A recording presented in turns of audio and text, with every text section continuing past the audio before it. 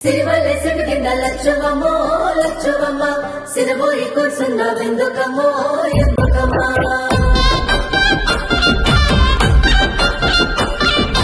వచ్చింది వచ్చింది రైతు భరోసా వచ్చింది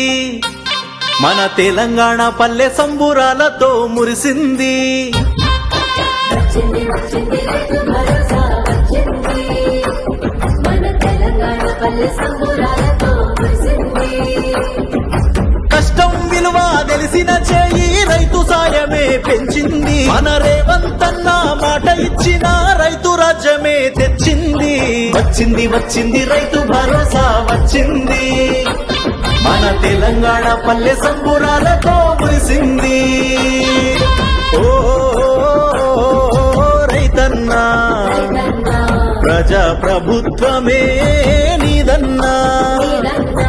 ఓ రైతన్నా రైతుకు ధైర్యం ఇచ్చేనే రేవంతన్నా రైతు భరోసా పథకం ద్వారా 9 రోజులు తిరిగే లోపల దాదాపుగా 9,000 కోట్ల రూపాయలు ఖర్చు పెట్టిన ప్రభుత్వం ప్రజా ప్రభుత్వం మన ప్రభుత్వం. అప్పుల బాధలు పోగొట్టి మా గుండెకు భరోసానిచ్చింది తాళి పుస్తెలు తాకట్టు పెట్టే రైతులకిక సెలవంది నాగలి గొర్రు దున్నుటకు విత్తనాలపై మందులకు రైతులకందిన పెట్టుబడి పంట దిసుటకు సాయమిది భూమిని నమ్మిన రైతన్నే రాజులాగా బతికే రోజులొచ్చే ఓ రైతన్నా ప్రజా ప్రభుత్వమే నీదన్నా ఓ